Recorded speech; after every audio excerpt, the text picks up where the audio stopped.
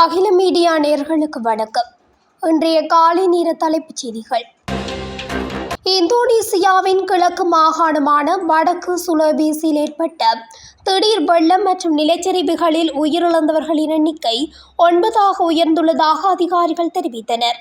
அங்குள்ள சித்தாரோ தீவுகள் ரீஜென்சியில் நேற்று அதிகாலை பலத்த மழை பெய்ததைத் தொடர்ந்து இந்த பேரழிவு ஏற்பட்டது. குடியிருப்பு பகுதிகள் வழியாக தண்ணீர், சேறு மற்றும் பாறைகள் பெருக்கெடுத்து ஓடின.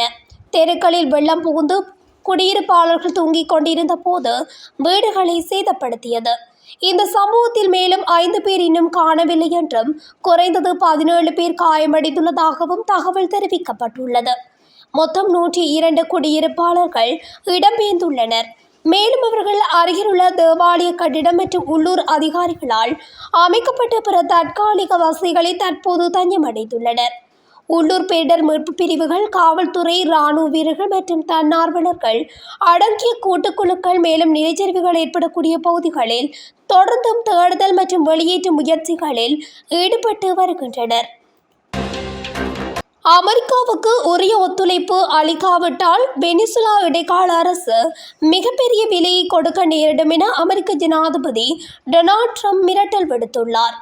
அமெரிக்காவுடன் வெனிசுலா இடைக்கால அரசு ஒத்துழைக்காவிட்டால் மதுரோவை விட பெரிய தண்டனையை அவர் சந்திக்க நேரிடும்.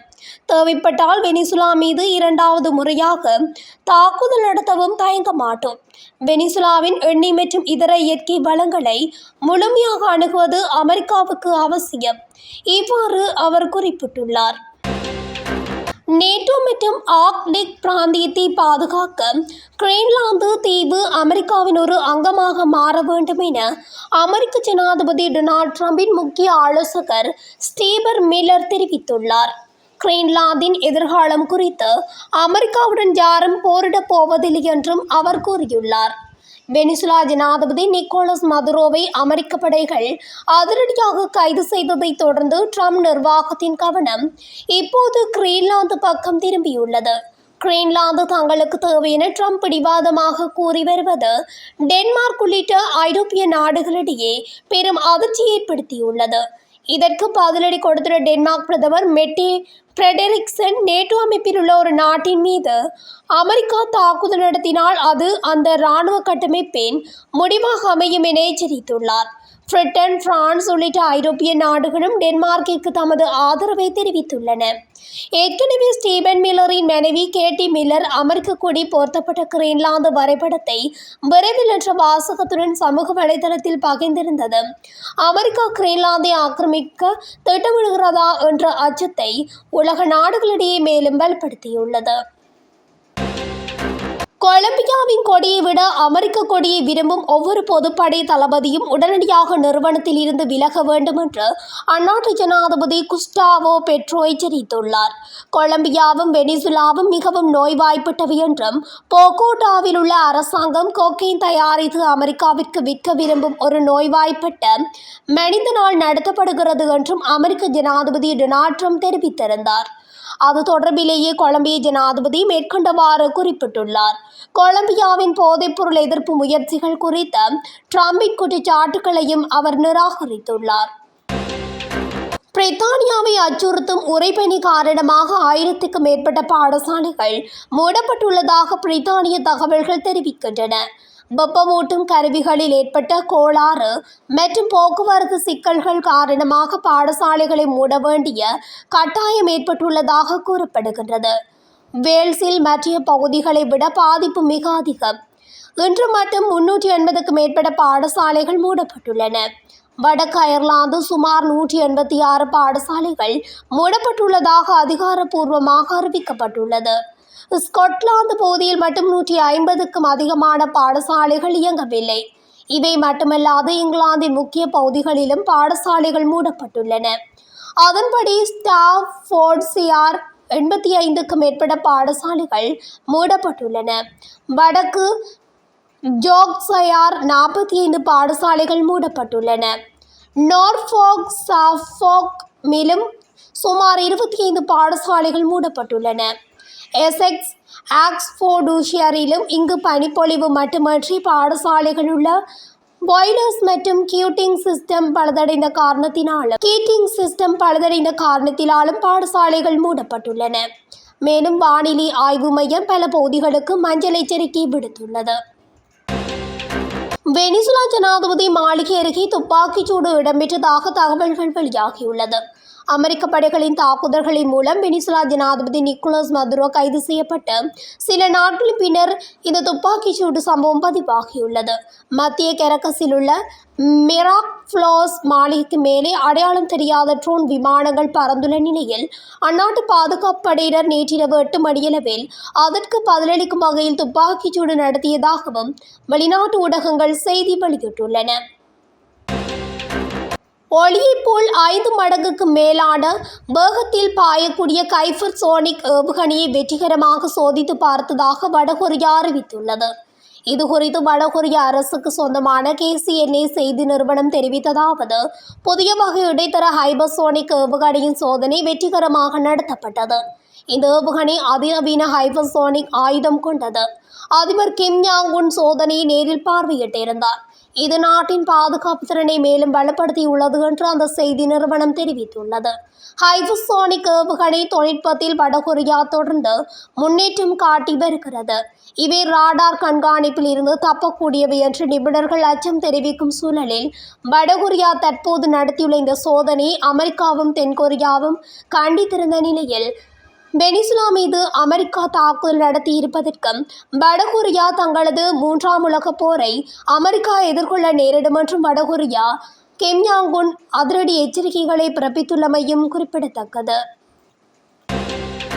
கடந்த வாரம் ஈரான் முழுவதும் தொடங்கிய போராட்டங்கள் 10வது நாளை எட்டியுள்ள நிலையில் இறந்த ஆர்வலர்களின் எண்ணிக்கை குறைந்தது 29ஆக உயர்ந்துள்ளதாக மனித உரிமைகள் ஆர்வலர்கள் செய்தி நிறுவனம் செவ்வாய்க்கிழமை காலை செய்தி வெளியிட்டுள்ளது.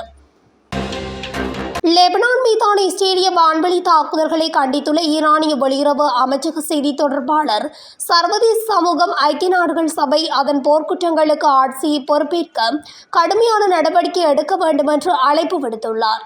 செவ்வாயன்று ஒரு அறிக்கையில் ஈரானிய வெளியுறவு அமைச்சகத்தின் செய்தி தொடர்பாளர் இஸ்மாயில் பகாய் லெபனானின் தெற்கு மற்றும் பெக்கா பகுதிகளில் இஸ்ரேலிய ஆட்சியின் வான்வெளி தாக்குதல்களை கடுமையாக கண்டித்துள்ளார். இஸ்ரேலிய ஆட்சி போர் நிறுத்த ஒப்பந்தத்தை மீறலை தொடர்ந்து லெபனானின் பல்வேறு பகுதிகளில் வான்வெளி தாக்குதல்களை தீவிரப்படுத்தியுள்ளது. லெபனான் மீதான புதிய சுற்று தாக்குதலில் கிழக்கு லெபனானில் அமைந்துள்ள பெக்கா பகுதியில் உள்ள அல் மனாரா நகரத்தை ஆட்சி குறிவைத்தது. இஸ்ரேலிய போர் விமானங்கள் தெற்கு லெபனானில் அமைந்துள்ள அனன் நகரத்தையும் குண்டு வீசி தாக்கின. மேலும் தெற்கு பிராந்தியத்தில் உள்ள ஜன் அல் டினா நகரத்தையும் தாக்கியதாகவும் இவ்வாறான தாக்குதல்களுக்கு ஈரான் கடுமையான கண்டனங்களை இஸ்ரேல் மீது திணித்துள்ளது. சவுதி எல்லைகளுக்கு அருகில் இஸ்ரேலிய தளத்தை காட்டும் ஐக்கிய அரபு எமிரேட்ஸின் திட்டம் குறித்து சவுதி அரேபியாவின் ஊடகங்கள் செய்தி வெளியிட்டுள்ளன. சவுதி அரேபியாவுடனான பொதுவான எல்லைகளுக்கு அருகில் அமைந்துள்ள அரடா பகுதியில் ஒரு இஸ்ரேலிய இராணுவ தளத்தை உருவாக்க ஐக்கிய அரபு எமிரேட்ஸ் முயற்சிப்பதாக சவுதி ஊடகங்கள் செய்தி வெளியிட்டுள்ளன. இந்த அறிக்கையின்படி இந்த தளம் 800 இஸ்ரேலிய வீரர்களுக்கு இடமாக இருக்கும். டெல் அவிவ் ஆட்சியுடனான ஒத்துழைப்பை பலப்படுத்த ஐக்கிய அரபு எமிரேட்ஸின் இந்த நடவடிக்கை எடுக்கப்படுகிறது. நேற்று ஐக்கிய அரபு எமிரேட்ஸ் புலனாய்வு அமைப்புக்கு கூறப்பட்ட ரகசிய ஆவணங்கள் ஐக்கிய அரபு எமிரேட்ஸ் அரசாங்கத்திற்கும் இஸ்ரேலிய உளவு சேவைக்கும் இடையே உளவுத்துறை ஒத்துழைப்பின் அளவை வெளிப்படுத்தியதாகவும் ஊடகங்கள் செய்தி வெளியிட்டன. சவுதி அரேபியாவுக்கும் ஐக்கிய அரபு எமிரேட்ஸுக்கும் இடையில் பதற்ற நிலை அதிகரித்திருந்த நிலையில் இவ்வாறான செய்தி வெளியாகியுள்ளது. அமெரிக்க அதிபர் டொனால்ட் ட்ரம்பின் சமீபத்திய அச்சுறுத்தல்களை IRGC துணை தளபதி பிரிகேடியர் ஜெனரல் அஹ்மத் வாகடி கடுமையாக நிராகரித்துள்ளார். ஈரான் அமெரிக்க ஆதிக்கத்திற்கு ஒருபொழுதும் அடிபணியாது என்றும் எந்த ஒரு எதிர்மறையான தாக்குதல்களுக்கும் பதிலளிக்க தயாராக இருப்பதாகவும் அவர் குறிப்பிட்டுள்ளார்.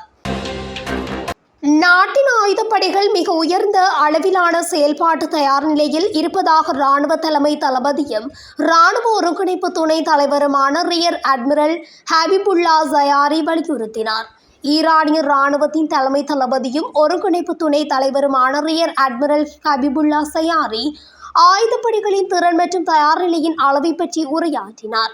ஒருபொழுதும் இஸ்லாமிய நாடுகளுடனும் ஈரானுடனும் போரிட தயாராக வேண்டாம் என்றும் மேற்குலக நாடுகளுக்கு பலத்த எச்சரிக்கையை விடுத்துள்ளார். இராணுவத்தின் போர் சக்தியை பலப்படுத்துவதில் இளம் பணியாளர்கள் வகிக்கும் முக்கிய பங்கை அவர் எடுத்துரைத்தார். அர்ப்பணிப்புள்ள படைவீரர்கள் ஆயுதப்படைகளின் முதுகெலும்பாக உள்ளனர். இன்றைய படைகள் அதே உணர்வோடு செயல்படுகின்றன, மேம்பட்ட பயிற்சி மற்றும் நவீன உபகரணங்களில் இருந்து பயனடைகின்றன என்றும், இதனால் அவர்கள் தங்கள் கடமைகளை அதிக செயல்திறனுடனும் அதிசக்தி வாய்ந்த ஏவுகணைகளை தயாரித்து வருகின்றதாகவும் அவர் தெரிவித்திருந்தார். வெனிசுலா மீது அமெரிக்க தாக்குதல்களுக்கு உத்தரவிட ஜனாதிபதி ட்ரம்ப் எடுத்த முடிவையும், தற்போதைய முன்னாள் வெனிசுலா அதிபர் நிக்கோலஸ் மதுரோவை கைப்பற்ற நடத்தப்பட்ட தாக்குதலையும் அமெரிக்காவின் மிகப்பெரிய மூலோபாய எதிரிகள் விரைவாக கண்டனம் செய்தனர். சீனா, ரஷ்யா மற்றும் ஈரான் ஆகிய நாடுகள் இது வெனிசுலாவின் இறையாண்மை மற்றும் சர்வதேச சட்டத்தின் மீறல் என்று கூறின. அமெரிக்காவிற்கு சற்று தெற்கே உள்ள கியூபாவும் கராகஸின் நெருங்கிய கூட்டாளியுமான கியூபாவும் இந்த தாக்குதலை கண்டித்துள்ளன. இத்துடன் அகில மீடியாவின் இன்றைய காலை நேர தலைப்புச் செய்திகள் நிறைவடைகின்றன. தொடர்ச்சியாக செய்திகளை அறிந்து கொள்ள அகில மீடியா ஊடகத்துடன் இணைந்திருங்கள். நன்றி, வணக்கம்.